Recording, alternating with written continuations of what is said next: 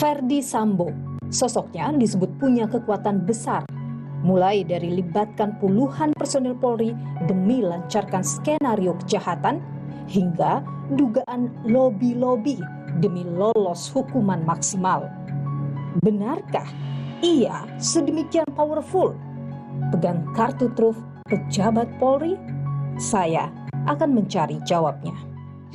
Polri tidak akan segan-segan untuk memecat apabila anggota-anggota ini melakukan tindak pidana yang kemudian menjatuhkan marwah.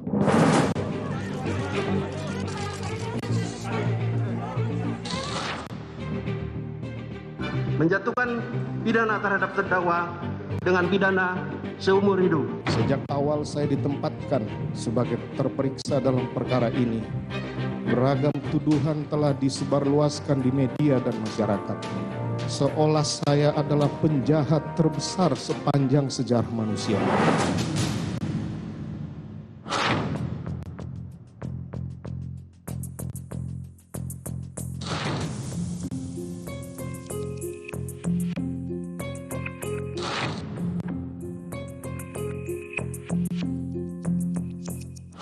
Ada bilang, ada katanya seorang dirigen mendekati si A si B. Saya bilang dirigennya siapa? Nanti sini saya punya majen banyak kok. Saya bilang, kalau Anda bilang majen yang mau menekan pengadilan atau kejaksaan, di sini saya punya legend.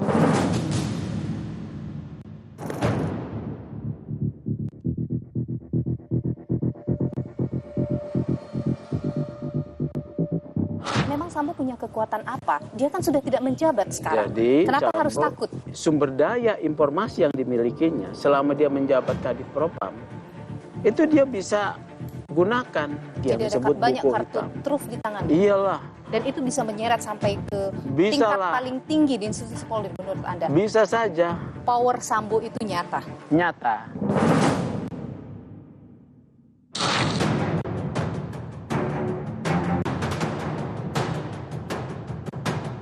Yang terjadi kalau menurut saya mungkin ada temannya yang pernah hutang budi dan itu bukan gerilya, bukan mafia. Gerakan ini terstruktur dari atas ke bawah nggak mungkin. Nggak mungkin.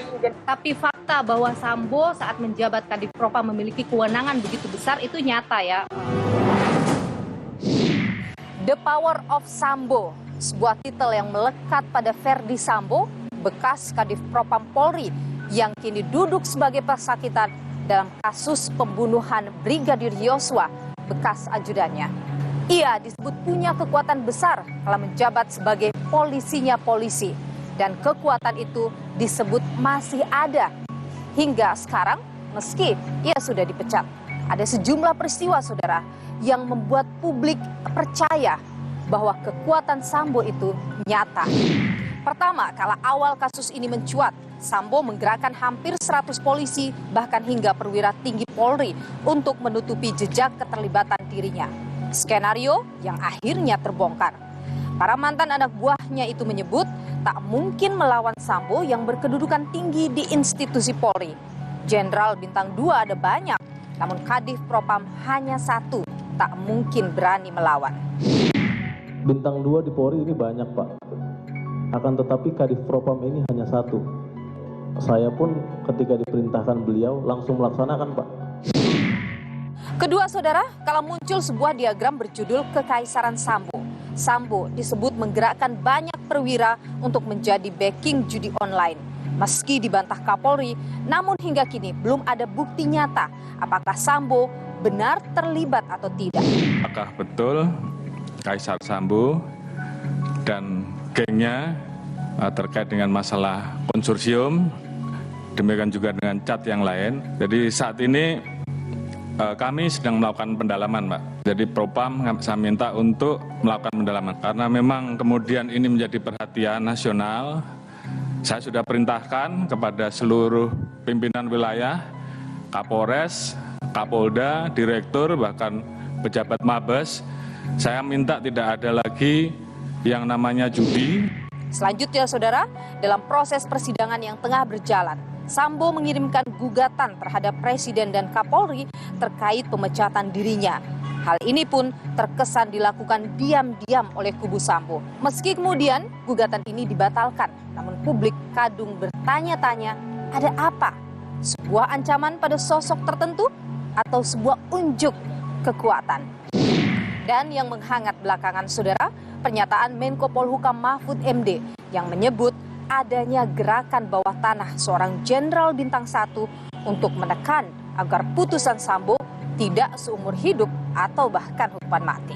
Saya sudah mendengar ada gerakan-gerakan yang minta memesan putusan Sambo itu agar dengan huruf. Tapi ada juga yang minta dengan angka. Karena ada bilang, ada katanya seorang Brigjen mendekati si ACB. Saya bilang, Brigjennya siapa? Suruh sebut ke saya. Nanti di sini saya punya Majen banyak kok. Saya bilang, kalau Anda bilang Majen yang mau menekan pengadilan atau kejaksaan, di sini saya punya Letjen, dia bilang. Jadi pokoknya independen aja hakimnya. Deretan kejadian yang terus mengusik rasa ingin tahu publik. Benarkah Sambo punya kekuatan yang sedemikian besar? Saya akan mencari jawaban. Menjatuhkan pidana terhadap terdakwa dengan pidana seumur hidup.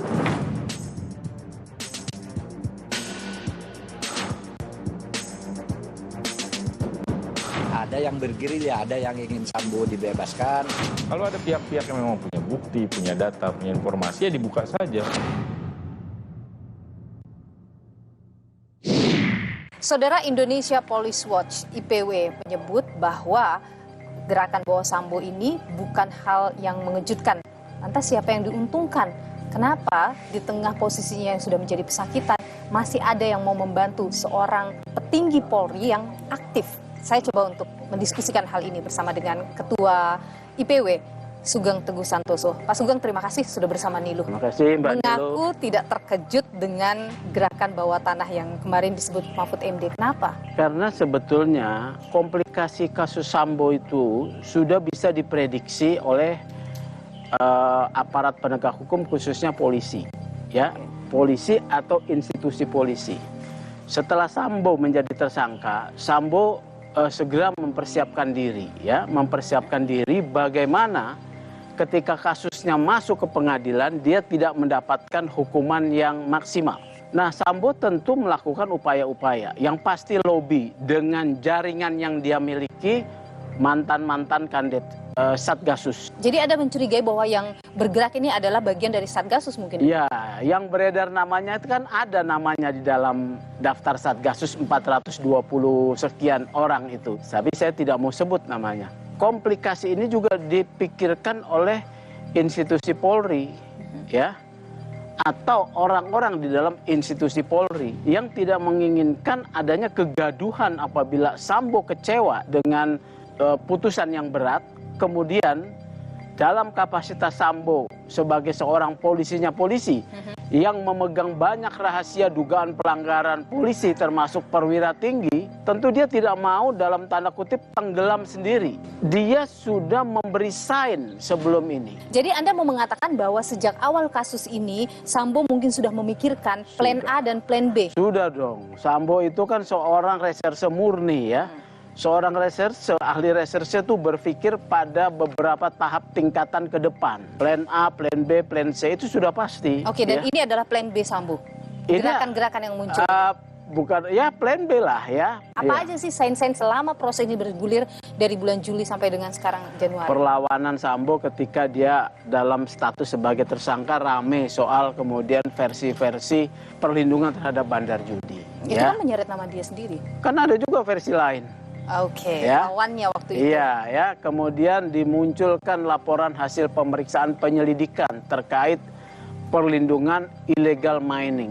Kalau surat Sambo LHP tanggal 7 April itu didalami, itu banyak maknanya. Kemudian ketiga, ketika persidangan Sambo mengkonfirmasi tentang laporan hasil penyelidikan 7 April, ya.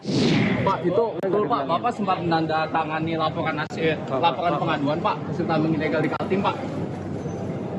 Nggak ada itu surat.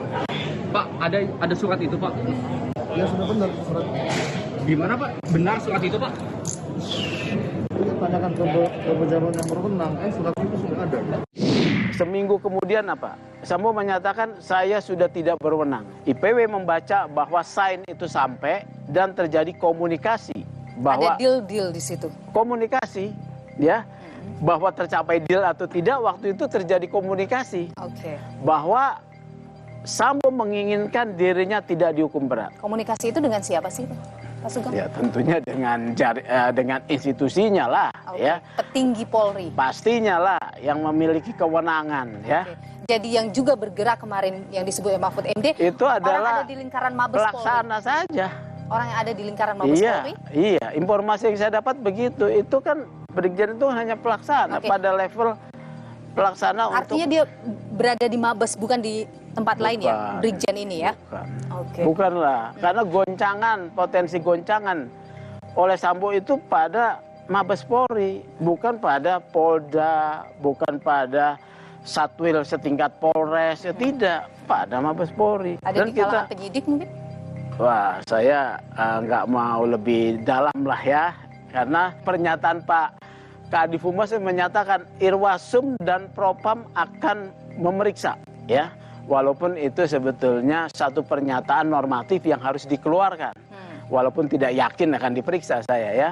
Apalagi zamannya Kadif Propam sekarang tampaknya nggak ada giginya ya. Jadi setelah kemudian laporan hasil penyelidikan terkait dengan illegal mining itu keluar, kemudian sudah reda lagi, tidak ada perbicaraan lagi, Anda menyebut bahwa mungkin sudah ada komunikasi. Sudah ada. Tapi setelahnya muncul lagi ada gugatan yang dilayangkan kepada Presiden dan Kapolri. Menurut Anda? Itu juga bagian strategi Sambo. Masih ada gerakan yang dilakukan oleh Sambo menuju vonis. Tetap semua pihak ini bergerak, ya, sampai di end of the game. Di masih ada gerakan-gerakan yang dijalankan. Ya pasti dong. Gerilya yang masih berlangsung sampai pasti sekarang. Dong.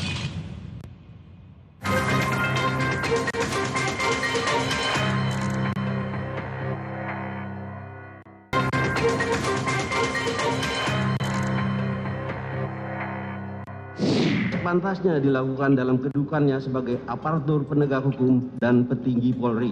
Perbuatan terdakwa telah mencoreng institusi Polri di mata masyarakat Indonesia dan dunia internasional. Perbuatan terdakwa telah menyebabkan banyaknya anggota Polri lainnya turut terlibat. Hal-hal yang meringankan tidak ada. Menjatuhkan pidana terhadap terdakwa dengan pidana seumur hidup. Tuntutan jaksa adalah cermin daripada menurut saya berhasil. Ini benar-benar hanya gerakan sendiri dari mungkin institusinya atau memang ada permintaan langsung oleh Verdi Sambo? Tidak langsung Verdi Sambo lah ya. Oke. Kan banyak teman-temannya yang masih di luar yang care pada dia. Anda membaca memang masih banyak. Sambo sudah tidak punya jabatan sekarang. Kenapa masih harus pertemanan itu terbentuk ya, menimbulkan loyalitas. Loyalitas dibangun karena beberapa dasar ya. Kedekatan hubungan kerja, fasilitas yang diberikan, dukungan-dukungan lain ya. Di Satgasus itu terjadi. Oke, pertanyaan saya begini, ini soal diuntungkan oleh Verdi Sambo atau ini soal balas jasa pada Verdi Sambo kalau Anda lihat? Tidak dalam bentuk balas jasa ini. Ini kepentingan real mencegah kegaduhan. Memang Sambo punya kekuatan apa? Dia kan sudah tidak menjabat sekarang. Jadi, kenapa harus takut? Sambo mempunyai kekuatan itu pada sumber data atau informasi yang dimilikinya. Sumber daya informasi yang dimilikinya selama dia menjabat Kadif Propam, itu dia bisa gunakan. Dia disebut banyak buku kartu hitam. truf di tangannya. Iyalah. Dan itu bisa menyeret sampai ke tingkat paling tinggi di institusi Polri menurut Anda? Bisa saja. Setidak-tidaknya pertanggungjawaban organisasi. Kalau pertanggungjawaban organisasi implikasinya kan ada juga jenderal yang lain yang mengintip ya posisi itu. Ini kompleksitas. Kompleksitas yang tinggi. Ini menurut saya berhasil. Ya dengan dua analisis. Tuntutan jaksa tanpa memasukkan unsur yang meringankan itu adalah fenomena yang pertama. Jadi harus dibacanya begini, jangan dibilang kalau tidak ada yang meringankan harusnya tuntutannya maksimal hukuman mati. Oh, jangan keliru. Tidak ada yang meringankan saja tuntutannya hukuman seumur hidup. Kalau ada yang meringankan, ada alasan yuridis dan sosiologis menurunkan dong. Jadi kalau ada yang meringankan dan fakta itu ada, ya, apakah jaksa tidak tahu, oh jaksa tahu. Jadi kenapa jaksa tidak masukkan? Memberi ruang pada hakim mengisi. Oke, berarti ini muaranya nanti akan di hakim. Iya dong. Anda membaca bahwa hakimlah Memang intervensi begitu. paling Bukan besar. intervensi. Hakim tidak perlu diintervensi. Dengan disodorin tuntutan rekusitor seumur hidup tanpa ada yang meringankan, hakim berwenang untuk atas nama keadilan Sambo bersalah, tetapi ada yang meringankan, berwenang untuk menurunkan sanksi pidana yang dikenakan. Ya. Jadi ini sebenarnya adalah strategi kalau Anda baca. Nah, itulah yang saya mau katakan. Ini adalah strategi yang rumit, ya. Orang yang awam tidak paham melihatnya dengan kalau tidak ada yang meringankan hukuman mati. Oh, jangan salah. Tidak ada yang meringankan saja paling tinggi seumur hidup. Kalau ada yang meringankan berarti boleh di bawahnya. Justru ketika ada yang meringankan dituntut lebih tinggi, hakim tidak adil. Apalagi kejahatan Sambo itu tidak sadis ya. Perencanaan karena ditimbulkan oleh kemarahan yang meluap. Jadi Anda menilai nanti saat vonis ini akan lebih rendah. Iya. Dalam bentuk angka nanti hukumannya. Iya, ya kan Mahfud sudah mengatakan ada yang minta tulisan, ada yang minta angka. Angka nanti yang akan di ini ya, oke. Yang kedua ini soal konsep disparitas sanksi pidana. Disparitas sanksi pidana itu pada pokoknya menyatakan bahwa perbedaan sanksi pidana untuk para pelaku yang terbukti bersama-sama melakukan, ya, kalau dia intelektual dader dan juga kemudian peserta lain ya, sebagai pendukung atau apa yang disuruh atau apa, tidak boleh terlalu jauh. Tuntutan jaksa ya menuntut Ma'ruf PC Rizal 8 tahun, Sambo seumur hidup. Ini disparitasnya jauh. Oleh karena itu, nanti putusan menjadi beban hakim untuk mempertimbangkan rasa keadilan. Disparitas putusan tidak boleh terlalu jauh. Tergantung hakim. Mau PC yang dinaikkan, Sambo tetap, atau Sambo diturunkan, PC tetap, atau maju sedikit lagi. Dan menurut Anda karena Anda menyebut tadi bahwa strategi yang dijalankan itu berhasil, berarti sudah selesai bagi Sambo ini? Atau belum dong. Semuanya tetap pada detik-detik terakhir. Masih ada gerakan yang dilakukan oleh Sambo menuju vonis? Tetap semua pihak ini bergerak ya sampai the end of the game ya. Ketika belum di end of the game, perjuangan itu tetap akan terus dilakukan. Jadi masih ada gerakan-gerakan yang dijalankan? Ya pasti dong. Gerilya yang masih berlangsung ya sampai pasti sekarang? Dong. Memastikan putusannya sesuai dengan kehendak orang-orang yang melakukan gerakan ini. Gerilya yang muncul dari Verdi Sambo ini, tadi Anda menyebut bahwa karena ada kartu truf lah yang dipegang oleh Sambo, hanya murni soal itu saja atau juga karena kekuatan uang yang dimiliki oleh Verdi Sambo? Kalau saya bicara kekuatan uang, itu kan artinya akan menggunakan upaya suap, gitu ya. Dalam kasus Sambo, menurut saya riskan, ya, kalau menerima uang saat ini. Karena semua dipantau, karena pergerakan uang itu kan nyata, pasti tidak transfer. Pengambilan tunai terdeteksi, ya. Penyerahan bisa dideteksi dalam komunikasi. Jadi riskan di sini. Apakah mungkin? Ya namanya mungkin ya mungkin saja. Mungkin saja ya itu terjadi. Tapi sekali lagi tadi Anda menyebut bahwa ada kartu truf yang dipegang oleh Sambo yang bisa dibuka kapanpun ketika semua tidak sesuai dengan apa yang ia harapkan. Ekspektasinya dia ya, kemudian dia merasa ditinggalkan, kekecewaan itu manusiawi. Lihat pernyataan Sambo ya. Saya ini bagaikan seorang penjahat besar. Ya. Ketika dia menuliskan itu, sebetulnya rasa dirinya sedang apa? Dia itu sedang melihat kawan-kawannya yang lain, ya, yang pernah dia tindak, ya, yang pernah dia tahu pelanggarannya. Termasuk ketika ia menyebut pengungkapan kasus yang pernah ia lakukan, ada nama Joko Chandra disebut. Itu juga sinyal. Ya sinyal bahwa yang kena itu kan bukan hanya sekedar dua jenderal, Prasetyo dan Napoleon, ya. Ada nama lain di dalamnya. Ada nama lain yang dia punya datanya karena dia memegang informasi itu. Inilah komplikasi yang harus dicegah. Oke. Jadi Pak Sugeng, power Sambo itu nyata. Nyata. Apakah semua kadif yang menjabat Kadif Propam memang powernya bisa sebesar Sambo sekarang? Oh iya, ya. Kembali kemudian kepada sikap mental orang itu ya, petarung atau bukan. Dan Sambo ini petarung. Baik, Ya. jadi power of Sambo itu nyata dan yang bisa ya tidak ada yang bisa dilakukan sekarang selain menunggu vonis Iya, hakim. vonis ya. Kembali kepada independensi ya hakim. Kan boleh Jadi jaksa. tekanan berat buat hakim sekarang. Iya, betul. Itu dia. Baik, Sugeng Teguh Santoso, Ketua Indonesia Police Watch. Terima kasih sudah bersama Niluh bagi informasi di Niluh. Sehat selalu, Pak Sugeng. Terima kasih Mbak Niluh, terima kasih Kompas. Dan saudara, terkait dengan kekuatan Sambo yang banyak disebut oleh publik, kami coba untuk menanyakan hal ini pada pengacara keluarga Verdi Sambo, namun sayang sekali mereka belum berkenan untuk kami wawancarai. Tapi ada sejumlah pernyataan yang muncul dari mereka menanggapi terkait dengan gerilya yang disebut dilakukan oleh Verdi Sambo untuk mendapatkan vonis hakim yang lebih ringan. Berikut ini saudara. Siapa, gerakannya apa, ngapain dia, laporkan gitu loh, supaya itu jadi konkret gitu. Nah kalau saat ini sendiri kan Pak Sambo ada di dalam tahanan, sudah diberhentikan dari kepolisian, tidak punya status lagi sebagai polisi. Saya nggak tahu lagi bagaimana caranya menjelaskan. Artinya begini, kalau ada pihak-pihak yang memang punya bukti, punya data, punya informasi, ya dibuka saja, langsung saja disebut secara detail, apalagi yang dikhawatirkan. Kalau memang belum didalami, ya dalami dulu, baru kemudian menyampaikan pernyataan. Yang terjadi kalau menurut saya mungkin ada temannya yang pernah hutang budi atau kayak apa, telepon, kasihanlah, tolong dikurangi aja ancaman hukumannya. Dan itu bukan gerilya, bukan mafia. Gerakan ini terstruktur dari atas ke bawah, nggak mungkin. Nggak mungkin.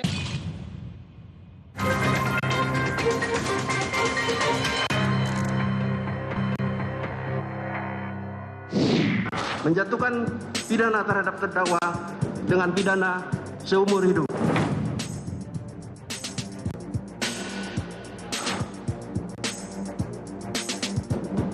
Ada yang bergerilya, ada yang ingin Sambo dibebaskan. Kalau ada pihak-pihak yang memang punya bukti, punya data, punya informasi, ya dibuka saja. Saudara Verdi Sambo, bekas Kadif Propam Polri yang sudah dipecat karena kasus pembunuhan Brigadir Yosua disebut punya kekuatan yang besar. Benarkah bahwa seorang Kadif Propam di institusi Polri itu memang punya power yang sedemikian besar, bahkan tetap dibawa meskipun dia sudah tidak menjadi anggota Polri? Kita bahas bersama dengan Guru Besar Universitas Bayangkara, Profesor Hermawan Sulistyo atau Prof. Kiki. Apa kabar, Prof? Baik. Prof. Kiki, Sambo ini disebut punya kekuatan besar sampai bisa menggerakkan jenderal untuk lobi-lobi terkait dengan vonis atas kasus yang sedang berlangsung. Kok bisa ya punya kekuatan sedemikian besar? Itu hal yang benar, Prof? Itu info dari mana? Jenderal Kancil kali. Ini Menko Polhukam yang bilang. Mahfud nggak ngerti polisi itu apa gitu. Satu, kalau statementnya Mahfud kan selalu bikin heboh aja. Kalau di militer ada prinsip komando sehingga mungkin bisa dilakukan kalau dia masih militer aktif. Kalau dia sudah pensiun, tidak ada lagi komando karena sumber kekuasaannya itu dari struktur kepangkatan. Sehingga kalau di militer masih ada sisa-sisa semangat korps seperti itu. Kalau di itu Polri pun tidak. Nah, kalau di Polri harus dicatat bahwa selama masih aktif, musuhnya polisi dalam tanda petik itu sesama polisi. Mengapa? Satu, tidak ada struktur komando di dalam Polri. Ada prinsip yang disebut prinsip diskresi. Jadi setiap individu polisi itu melekat kewenangan untuk mengambil keputusan sendiri. Sehingga kita bilang atasan di polisi itu hanya manajer, dia bukan komandan. Lalu komandannya polisi itu siapa? Komandannya itu hukum.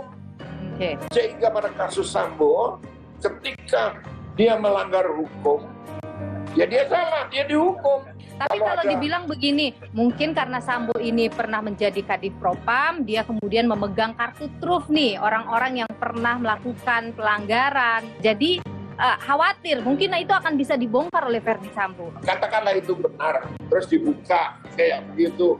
Emang orang percaya pada omongannya Sambo.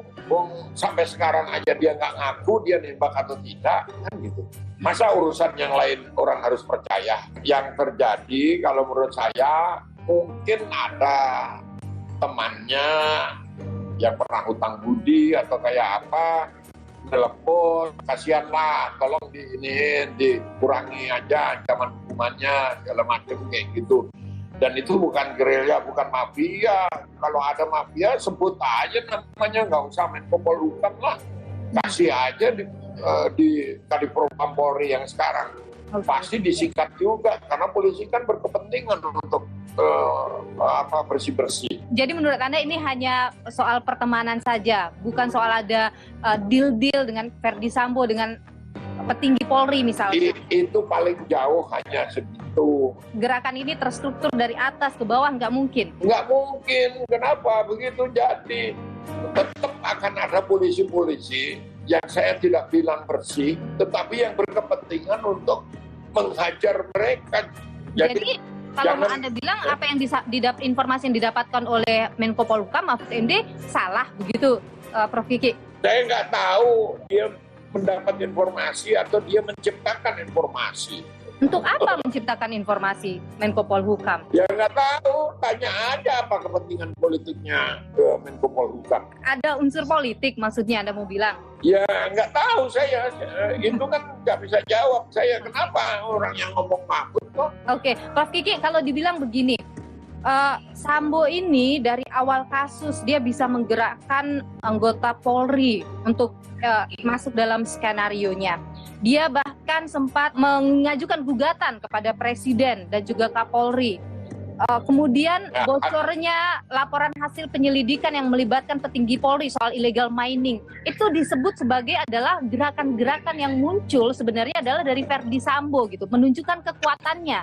Anda baca hal yang sama? Enggak juga, berlebihan lah kalau saya bilang Sambo wah punya kekuatan kayak gitu. Tapi gini Prof. Kiki, banyak yang mempertanyakan bahwa apakah memang jabatan Kadif Propam, polisinya polisi, itu memang sedemikian besar wewenangnya, sedemikian besarnya. Kemampuan untuk menggunakan kewenangan yang ada atau tersedia itu kan berbeda-beda antara satu jenderal dengan jenderal yang lain. Yang kedua, kewenangan Kadif Propam sebelum ini itu memang tidak sekuat pada saat Sambo, karena ada penyatuan antara kewenangan Paminal yang sifatnya intelijen pra kejadian atau penyelidikan sebelum satu orang bisa dijadikan tersangka di dalam disiplin kepolisian. Nah, itu bergabung dengan proses pada tahap penyidikannya sampai pada membawa ke persidangan. Dalam kasus ini memang terjadi penggunaan kewenangan secara berlebihan pada 3 kewenangan yang menumpuk di satu unit kerja ini. Nah, salah satu yang sedang dievaluasi sekarang adalah untuk memecah kembali, untuk dikembalikan ke Kabah Intelkam lagi. Nah, kalau dikembalikan ke Kabah Intelkam, berarti kewenangan penyelidikannya itu hilang, berkurang. Ini salah satu solusi ya, tapi ini belum matang, belum jadi keputusan, masih dikaji. Tapi fakta bahwa Sambo saat menjabat Kadif Propam memiliki kewenangan begitu besar itu nyata ya? Menggunakan secara berlebihan itu yang lebih tepat. Kalau kewenangannya sendiri sebetulnya ya dari tahun ke tahun sama saja, dan itu kewenangan dia gunakan secara berlebihan justru dari sebelum dia menjadi Kadif Propam, justru pada saat dia jadi Korsahli Kapolri, karena semua penjuru komunikasi ke Kapolri itu kan melalui Korsahli, Korspri, koordinator staf pribadi, Korspri Kapolri. Nah, Sambo kan Korspri sebelum ke Kadif Propam. Dan dibawa hingga menjabat Kadif Propam. Nah, pada saat menjabat Kadif Propam, tambah-tambah lagi kan gitu. Dari kasus Sambo ini, apa pelajaran yang bisa dipetik oleh institusi Polri agar tidak ada next Sambo gitu. Itu tadi saya bilang bagaimana menciptakan infrastruktur organisasi yang tidak memungkinkan untuk penyalahgunaan kewenangan dan kekuasaannya. Yang kedua, kultur, roh polisi itu seharusnya melekat pada diri setiap polisi. Nah, ini kan ada demoralisasi mungkin karena jumlahnya terlalu besar, kan sangat besar, 450.000 orang, sehingga penataan reformasi kultural itu belum selesai dan tidak akan pernah selesai. Catatan terakhir saya adalah bahwa polisi itu bukan bagian yang terpisah dari masyarakat. Jadi kalau di polisi ada Sambo, di luar polisi, di masyarakat ada banyak 1.000 Sambo dan 1 juta Rambo. Itu harus catat itu. Apa yang Anda mau bilang dengan statement tadi itu? Polisi hanya replika dari masyarakat. Ada kasus seperti Sambo karena di luar kita banyak lihat preman di DPR kayak begitu, preman di pemerintahan kayak begitu, nggak akan habis-habis. Jangan minta polisinya tidak ada Sambo kalau di masyarakat masih banyak Rambo. Kan gitu. Baik, Profesor Hermawan Sulistyo atau Prof. Kiki, Guru Besar Universitas Bayangkara yang juga adalah penasihat ahli Kapolri. Terima kasih sudah berbagi informasi dan pandangan ini loh. Sehat selalu, Prof. Yuk, sama-sama. Pak Andi, saya langsung saja ke soal isu yang katanya sampai ada lobby-lobby kepada hakim supaya nanti vonisnya bisa lebih rendah. Benarkah itu?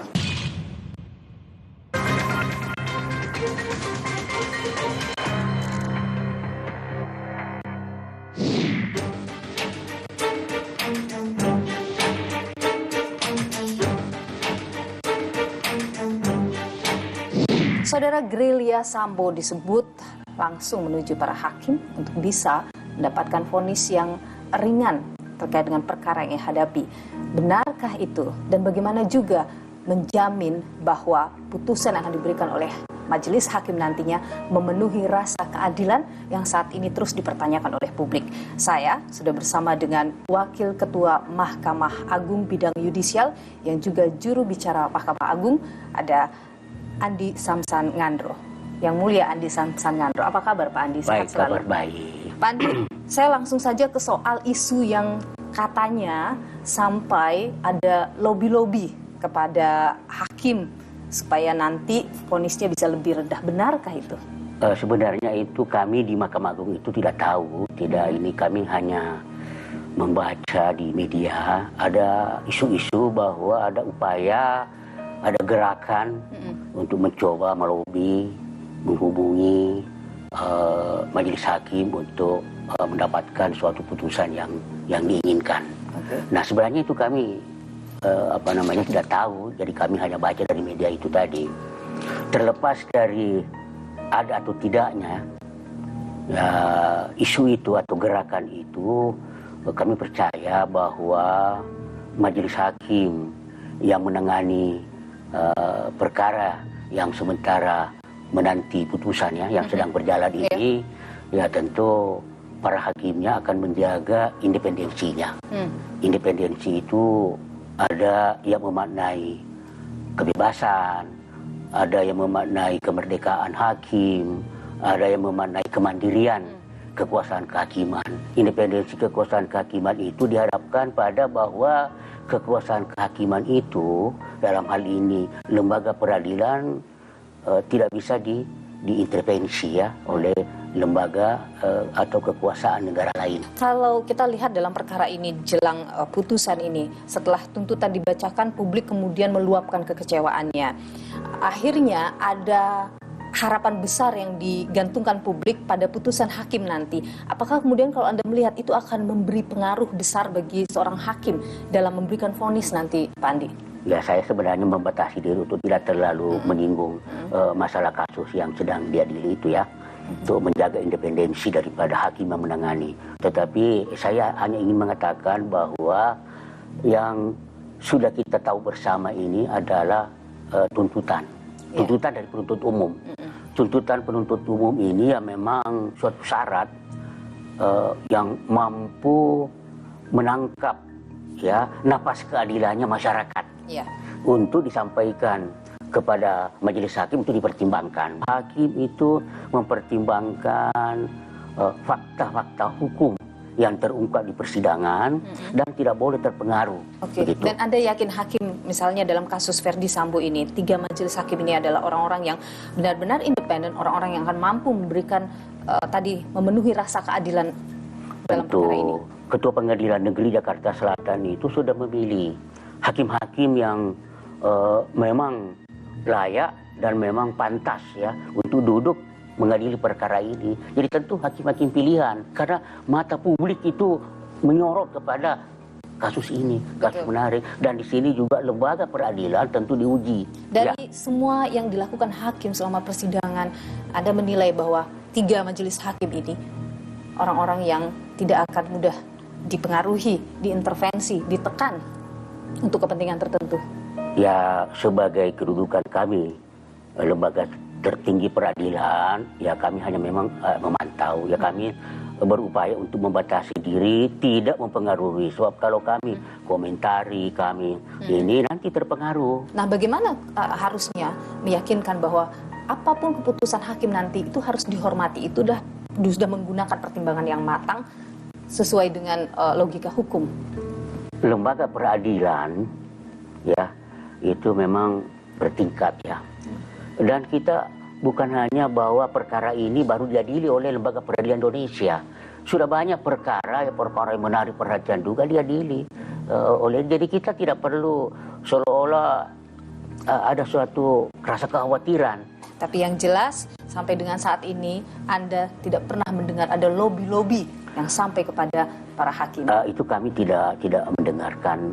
Kami tidak pernah mendengar itu. Kami hanya tahu, membaca di media kok ada upaya-upaya untuk melobi, tapi kita tidak gentar begitu bahwa itu ya seringkali ada isu-isu gitu, ada upaya-upaya orang yang berkepentingan ya seringkali, tapi terlepas ada atau tidaknya itu kami percaya bahwa majelis hakim yang akan menangani perkara ini ya tentu akan menjaga independensinya dan mudah-mudahan akan menjatuhkan putusan memenuhi harapan masyarakat. Majelis hakim akan dinanti oleh begitu banyak mata masyarakat Indonesia saat memutus nanti apa vonis yang diberikan kepada Sambo CS dalam perkara pembunuhan Brigadir Yosua.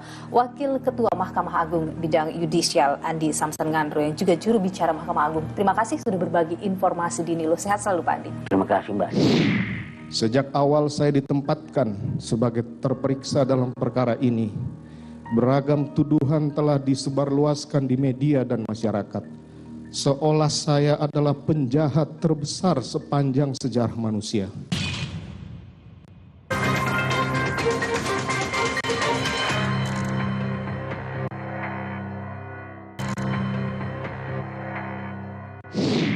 Menjatuhkan pidana terhadap terdakwa dengan pidana seumur hidup.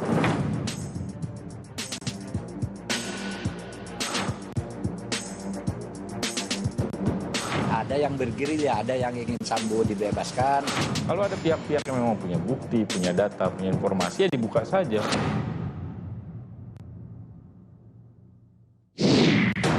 Sejak awal saya ditempatkan sebagai terperiksa dalam perkara ini, beragam tuduhan telah disebarluaskan di media dan masyarakat, seolah saya adalah penjahat terbesar sepanjang sejarah manusia.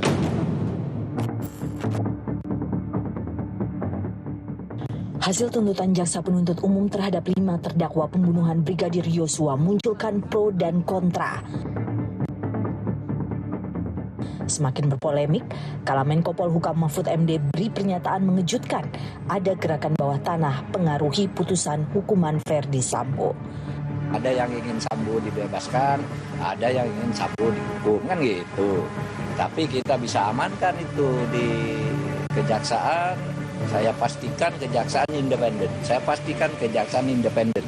Tidak terpengaruh dengan gerakan-gerakan bawah tanah itu.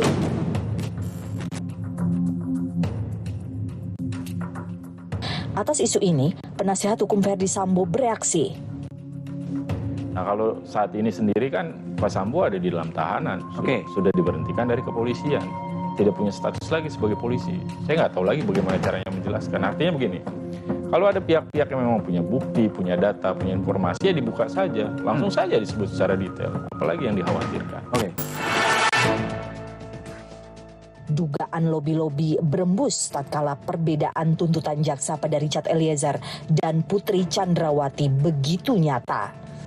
Ada disparitas penuntutan antara pelaku penyertaan yang lainnya. Ada yang seumur hidup, ada yang 8 tahun 2 orang, dan yang lain ternyata justice kolaborator justru malah dituntut 12 tahun penjara.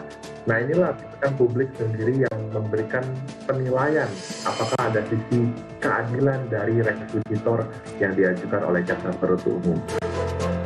Lembaga Perlindungan Saksi dan Korban LPSK menyebut status justice kolaborator yang disandang Richard Eliezer seperti dikesampingkan. Ya, kemudian juga diklaim oleh Pak Jampidum karena sudah mempertimbangkan rekomendasi dari LPSK. Ya. Makanya jadi 12 tahun gitu. Makanya 12 tahun. Tapi kenapa kalau itu diterima rekomendasi LPSK itu, tetapi kok penerapannya tidak sesuai dengan undang-undang?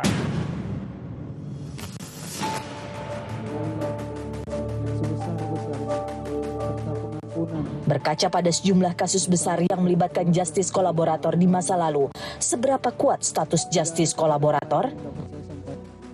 Mantan politikus PDI Perjuangan Agus Condro Prayitno mengungkap adanya aliran dana usai pemilihan Deputi Gubernur Senior Bank Indonesia. Selain mengaku kepada KPK telah menerima cek pelawat seni, Agus juga mengungkap rekan-rekannya di Komisi Keuangan dan Perbankan yang turut menerima aliran dana. Agus tak melakukan perlawanan dalam nota pembelaannya demi menunjukkan konsistensi sebagai justice kolaborator. Agus dituntut 1 tahun 6 bulan dan divonis 1 tahun 3 bulan. Sementara itu, Vincentius Amin Sutanto terjerat kasus penggelapan pajak dan pencucian uang PT Asian Agri pada 2010. LPSK menerima permohonan perlindungan terhadap Vincentius. Selama proses penyidikan, Vincentius ungkap 14 kasus penggelapan pajak. Ia divonis penjara 11 tahun. Setelah 7 tahun mendekam, ia divonis bebas bersyarat. Ada pula Mindo Rosalina Manulang yang menjadi justice kolaborator dalam kasus suap Wisma Atlet SEA Games Palembang. Kala itu, Rosalina sempat mendapat ancaman pembunuhan saat berada di rutan Pondok Bambu dan memilih untuk meminta perlindungan KPK dan LPSK. Berstatus sebagai justice kolaborator, dari hasil keterangannya, sejumlah politisi Partai Demokrat terseret menjadi tersangka. Mindo Rosalina divonis 2 tahun 6 bulan penjara. Persidangan kasus pembunuhan Brigadir Yosua mendekati akhir. Jaminan independensi hakim dinanti. Kalau kita lihat sebagai indikasi-indikasi di persidangan ya, hakim masih tetap memegang otoritas gitu ya. Masih terlihat hakim menjalankan persidangan secara berimbang, kemudian memberikan kesempatan pada kedua belah pihak secara adil begitu ya. Jadi kalau dari indikasi itu sebenarnya tampak depannya, ya saya kira gerakan-gerakan tadi yang disebut Pak Mahfud sebagai gerakan bawah tanah itu belum mengganggu hakim. Semoga majelis hakim bisa menghasilkan putusan berkualitas, bermanfaat, dan memberi rasa keadilan bagi semua. Seorang penegak hukum yang justru melanggar hukum bisa jadi ancaman bagi marwah Polri. Polri, penegak hukum paling dekat dengan masyarakat, di mana harapan mendapat perlindungan digantungkan. Semoga kasus ini bisa jadi pelajaran dan momen meraih kepercayaan publik kembali. Saya, Niluh Puspa, sampai jumpa.